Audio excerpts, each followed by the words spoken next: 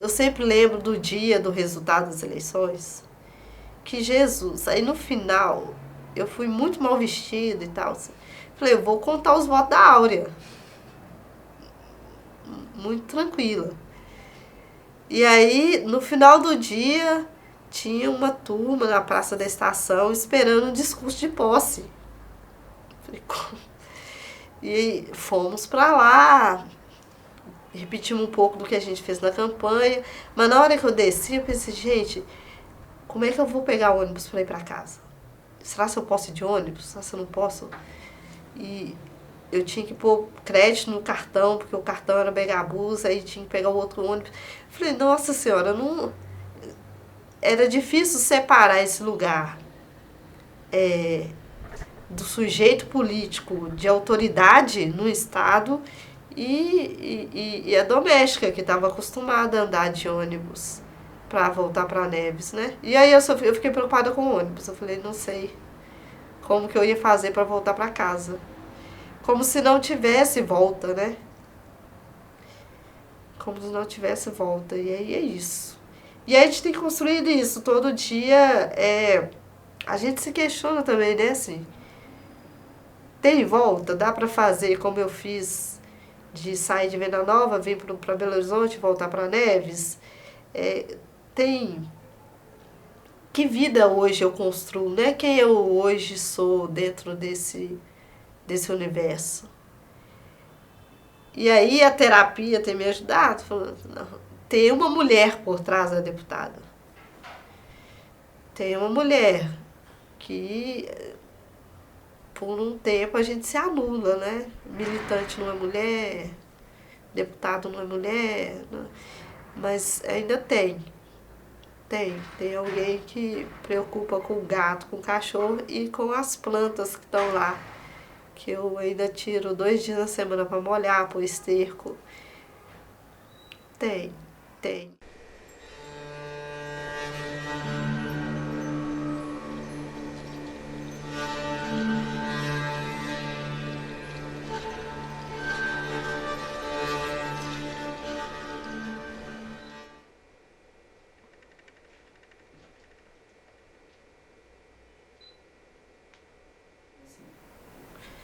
Então, André de Jesus, deputada eleita pelo PSOL, pelas muitas. Moro em Ribeirão das Neves há 21 anos. Sou mãe sozinha, tenho um rapaz de 21 anos.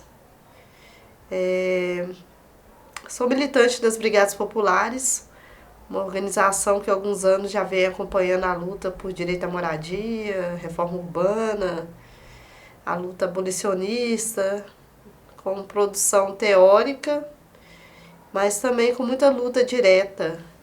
Essa experiência me levou a aproximar de um partido e hoje estou aí como deputada, construindo também um projeto novo que, que tem a ver com que leva as pautas que estão marcadas no corpo, né? Ser mulher negra, moradora de periferia, nasci em Venda Nova, né? Na época em que a Avenida Vilarinha era pasto ainda. Então, eu vi a cidade crescer e o quanto os corpos negros são expulsos dessa cidade, né? Depois que eu casei, fui morar em Neves e cada vez mais distante do centro, né? Fui criando alternativas de sobrevivência e também buscando sonhos, como fazer o curso superior e conseguimos através de pré-vestibular comunitário, depois ProUni, cotas. Então os processos foram se somando com entre política pública, luta direta. E essa é a Andréia hoje.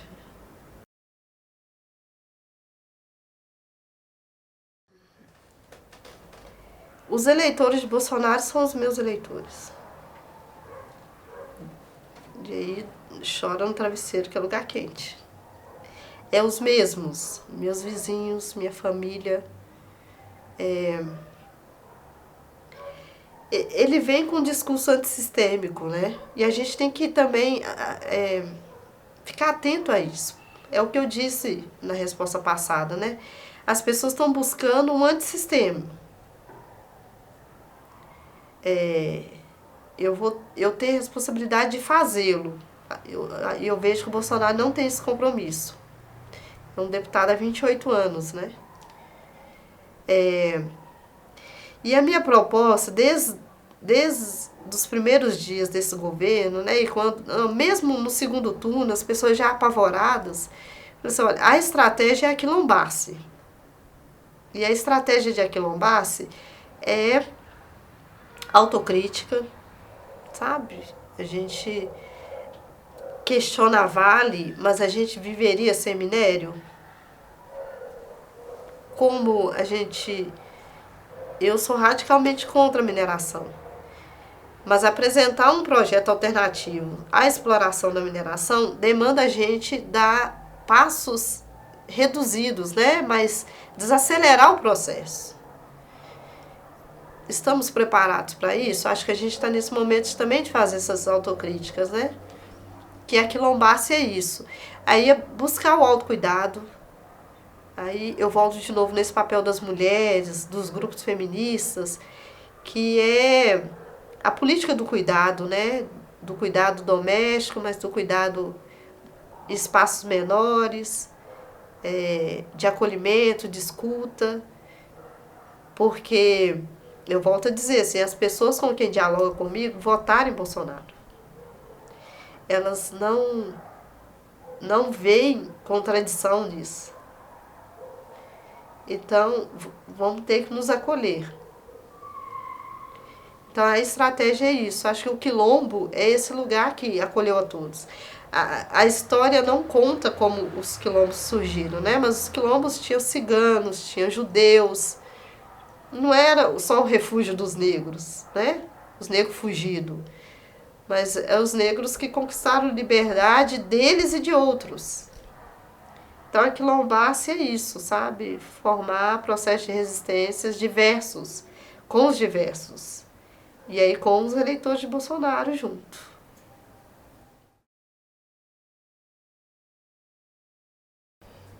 Marielle, a morte dela mexeu com o país, mexeu com o mundo, pelo que ela representava, principalmente quando as pautas se tratam de direitos humanos, né? Que é uma pauta ainda muito questionada, né? Que direitos humanos, para humanos direitos humanos, teoria, o que é a prática, né? Mas a Marielle é a materialização disso, né? O que é direitos humanos? Direito de mulheres negras ocupar espaço de decisão, de mulheres negras ter voz, de favelado ter voz. Às vezes é difícil a teoria trazer isso, né? Essa força que é. E aí você falou do pano na cabeça, da faixa, assim, pra gente, o turbante, ele protege essa parte frontal da cabeça, né? Que alguns chamam de ori, outros. Mas cada laço é uma busca por resistência, é uma busca por ancestralidade, né? Dá força. Então, cada chicotada que as mulheres levavam, elas amarravam os laços cada vez mais fortes, porque isso também segurava as dores, segurava o medo. Então, ser esse sujeito hoje que é uma semente brotada a partir de Marielle, é também esse compromisso de lutas que nos conectam, né? De dar voz para os invisíveis, né? E mais do que caricatura, né? Do cabelo, do black, que às vezes virou símbolo de um momento histórico, não, a gente resgata também experiências das mulheres que nos antecederam, né? E Angela Davis, os Black Panthers, né? A Frente Negra aqui no Brasil, mas a vida de Marielle, né? Alguém que superou, foi o inesperado, né? E é isso que as eleições das mulheres negras ainda representam hoje, né? Um resultado do não esperado. E aí é um ato revolucionário.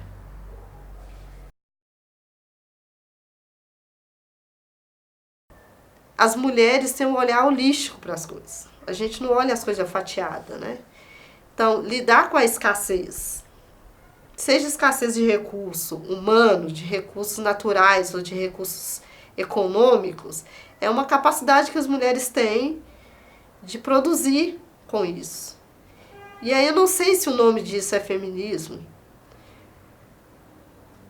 mas é muito. É algo que não tem volta. Então tem uma movimentação em toda num discurso mais conservador, autoritário, né? Tentando retomar ou recolocar as mulheres nesse espaço de controle, porque ali é possível impor esse sistema econômico que está dado aí, fadado no mundo. A crise começou na Europa e chegou no Brasil. Não sustenta mais, então a gente vai precisar discutir outros sistemas que já existem, e aí eu volto de novo os terreiros, as aldeias, que sobreviveram aos séculos, onde nada mudou, assim, o sistema não se alterou muito, né? Então, assim, eles comem, produzem, festejam, rezam, resolve seus conflitos ali também com sempre buscando a espiritualidade, o contato com a natureza. São princípios básicos. A gente começou estudando a ciência a partir desses princípios e abandonamos isso. A gente está retornando a isso, sabe? Eu acho que não tem nome ainda, mas tem coisas parecidas já escritas. E o feminismo interseccional talvez seja essa abertura para esse movimento novo, né? Novo. Ai, não gosto do novo. Essa movimentação. Essa movimentação das placas tectônicas, essas movimentações da escassez da água, da escassez de mercado, de consumidores, né? É isso.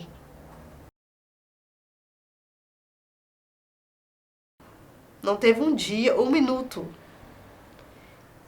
da vida que eu não tenha sofrido racismo.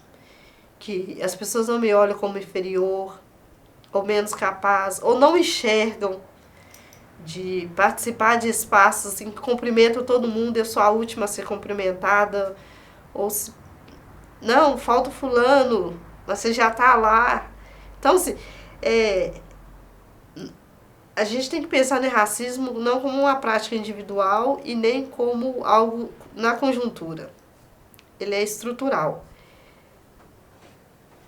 Manter sujeitos na condição de não humanos atende os interesses de quem sempre teve privilégios, né? Racializar as pessoas. E isso passa pela estrutura da Assembleia Legislativa, mas a estrutura da sociedade. A estrutura...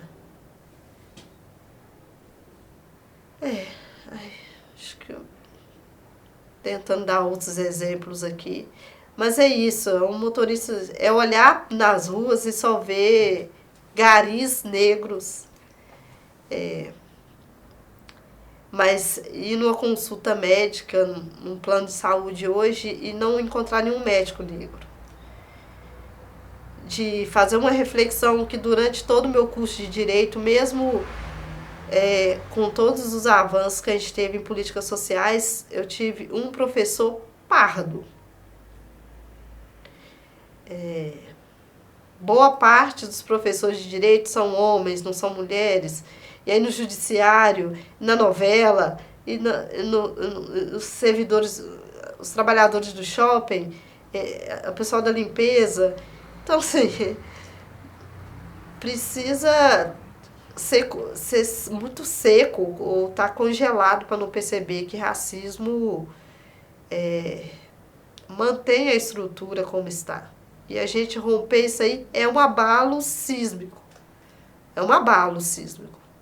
Encontrar um negro, defensor público, promotor, médico, É um abalo sísmico. Está acontecendo.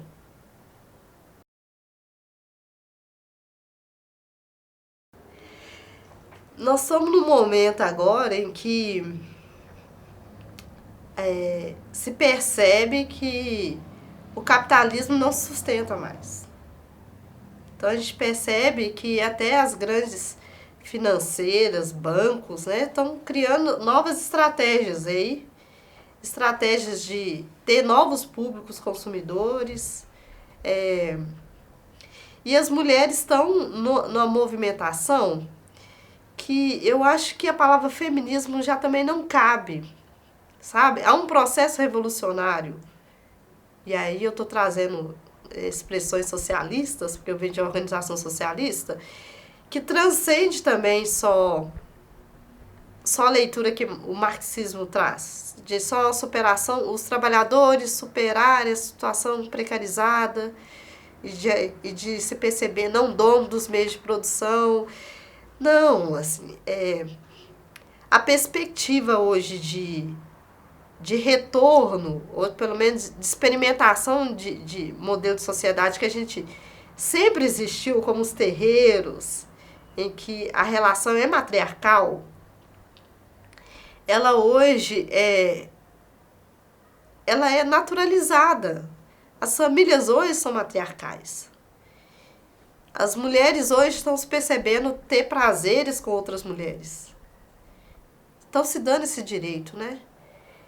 E não é uma reação só como o feminismo, como se fosse uma punição ao outro sexo, ao sexo masculino, né?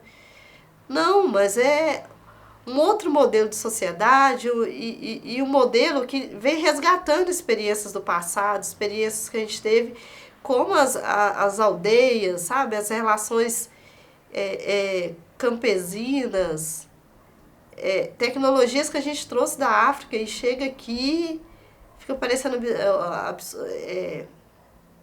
antigas, que não contribuem.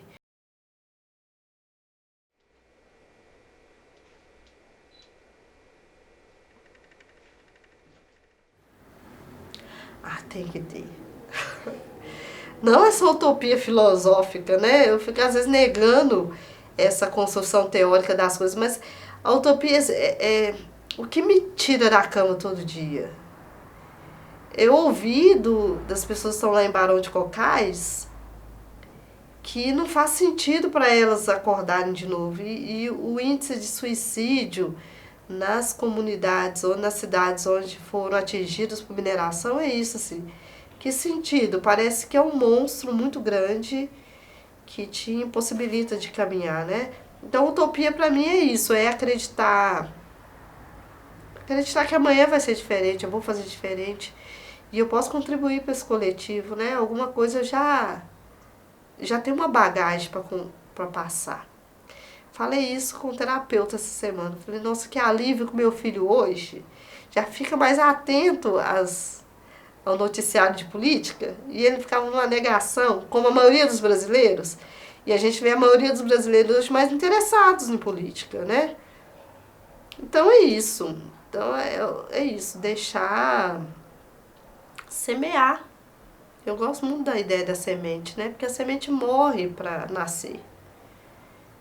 Então acho que utopia é isso, eu acredito que a gente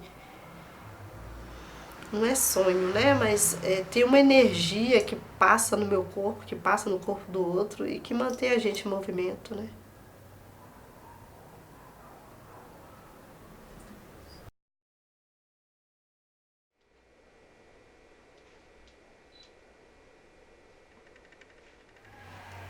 Então, eu sou católica. Hoje menos praticante, mas eu já fui coroinha, já fui ministra da Eucaristia, Legião de Maria, apostolado da oração, pastoral carcerária, pastoral Vicentino. Essa turma que tinha práticas, tinha uma práticas não, mas tinha ações diretas, por assim dizer. Tinha o espaço religioso como espaço de alimentação do espírito, mas saía dali e tinha ações fora, né? mesmo que sejam ações hoje lidas como muito assistencialistas, mas tinham ações. Mas hoje eu percebo muito como na minha família o sincretismo estava muito presente. E usar a palavra sincretismo é importante, porque eu também descobri que o sincretismo é essa coisa. Tem sempre um que sobrepõe ao outro. Então, o sincretismo da minha família era esse catolicismo, com as imagens dentro de casa, mas com a espada de São Jorge, com sal grosso, com banho de sal grosso na sexta-feira, com roupa branca que meu pai usava, que eu nunca entendi. Meu pai nunca frequentou religião nenhuma, nunca foi em terreiro, nada, mas na sexta-feira eu só usava roupa branca. Então, assim, percebendo isso, eram formas de proteção, de cuidados. E quando eu estou falando desse autocuidado, não é esse autocuidado de ir para as massagens caras, nem para os banhos caros. Nós estamos falando desses cuidados que a gente tinha dentro de casa e que davam segurança para a família, segurança para a gente. E aí desconstruir essa lógica de que tudo isso era feitiço, porque as mulheres foram vítimas disso, né? As mulheres descobriam como se apropriar de plantas medicinais e a própria agricultura, né? Separar sementes, guardá-las, como armazenar, como aproveitar melhor a fertilidade da terra. Tudo isso é conhecimento científico, né? Hoje as universidades se apropriaram de tudo isso. Então nós estamos dizendo que tudo isso, que já levou mulheres para a fogueira, né? Para aquisição, inquisição, né? Hoje precisa ter uma outra leitura disso. E essa leitura que eu trago para um ambiente político, institucional, é dizer que essas práticas de sobrevivência também são práticas, são tecnologias avançadas que as universidades se apropriaram, que os laboratórios se apropriaram, e a gente continua sendo perseguido por isso.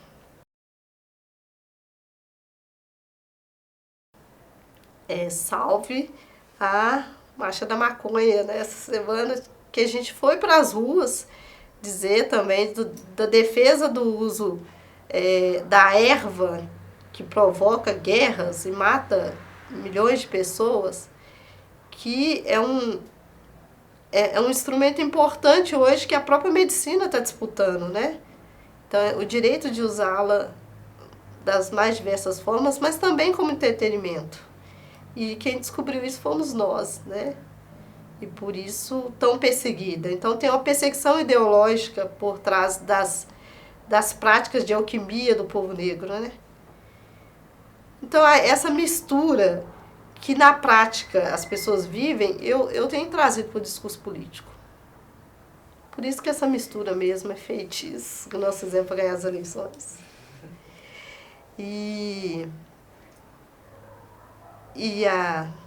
Talvez a resposta para essa crise, que não é nossa, é uma crise do capitalismo, né? Uma crise dos grandes bancos, das grandes empreiteiras que estão lucrando menos. A gente vai trazer também respostas dentro desse sincretismo religioso, cultural, com as danças. E a gente tem vários exemplos aí. O Congado de Minas, né, gente? Fantástico. Reúne o ano inteiro, come e dança o ano inteiro, sem nenhuma ajuda do Estado. Quer resposta para a crise maior do que isso? Estão ligando, não posso falar a palavra, mas estão ligando isso para a crise, né?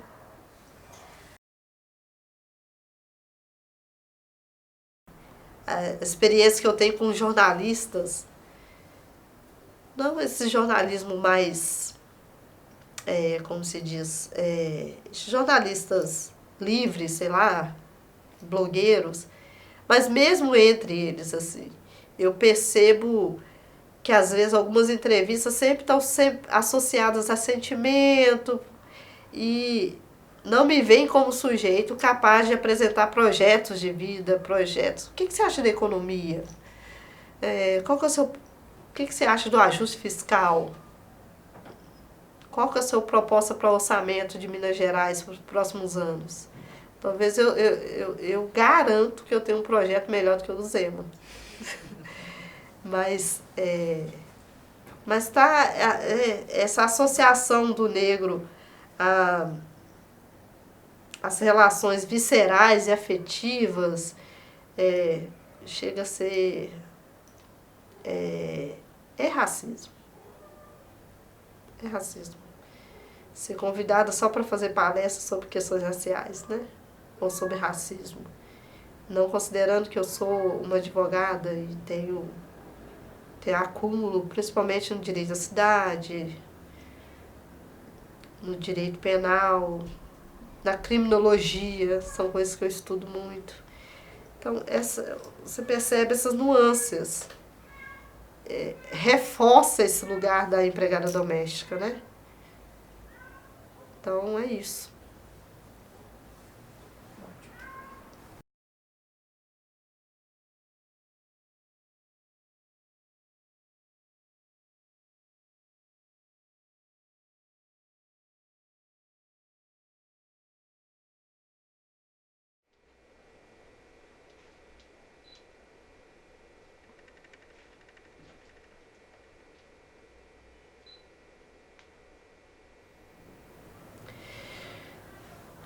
Essa semana nós tivemos falando sobre isso, assim, a gente estava falando da reforma da Previdência. E diversos debates já houve na Assembleia Legislativa e na última semana veio um especialista, um professor falando do caixa de pensão. O caixa de pensão foi a primeira experiência assim, de um fundo guardado entre trabalhadores para se precaver no futuro quando tivesse ociosos ou não trabalhando, ou não inativos, né, a palavra certa. E aí isso me remeteu a uma experiência que eu já tive assim, em cursos de formação, principalmente com o movimento negro, saber que o primeiro caixa de pensão que teve no Brasil, na história, né, que eu registro a história, foram com mulheres negras. Depois da abolição da escravatura, veio todo um processo de fortalecimento de lutas. E a Frente Negra, por exemplo, em 1978, já tinha esse movimento das mulheres que conseguiam trabalhar e os homens não. Então elas tiravam parte do que elas vendiam, mas seriam camelôs, sei lá, trabalhadores de rua, vendendo quitanda. Então, boa parte do que elas ganhavam, elas guardavam no fundo para dar manutenção ao que elas imaginavam que fosse um partido negro no futuro. Então, caixa de pensão, assim, pensar no futuro e a contribuição das mulheres diretamente nesse processo de mudança, tem vários relatos históricos e que fica apagado, né? Sempre cria uma Joana d'Arc, uma Princesa Isabel, para dizer de processos que foram, sim, produzidos por mulheres, mas o papel das mulheres negras é sempre esse papel meio subterrâneo, né? Que é uma tecnologia extremamente avançada, de estratégias não só de sobrevivência, mas também de manutenção da vida e manutenção que hoje ainda é pouco pesquisado. Eu acho que talvez até é bom que não seja, porque também acredito muito no que o Nego Bispo fala, que é feitiço. Então deixa as pessoas achar que é feitiço, que o resultado das mulheres hoje nas eleições é feitiço, que o resultado das mulheres hoje no mercado de trabalho se colocando muito melhor do que os homens, conseguindo inclusive se manter, não no trabalho formal, né? As mulheres estão na informalidade, mas gerando renda de formas das mais criativas e cuidadosas, seja feitiço, que a gente vai continuar fazendo e dando resultados incompreensíveis para a razão.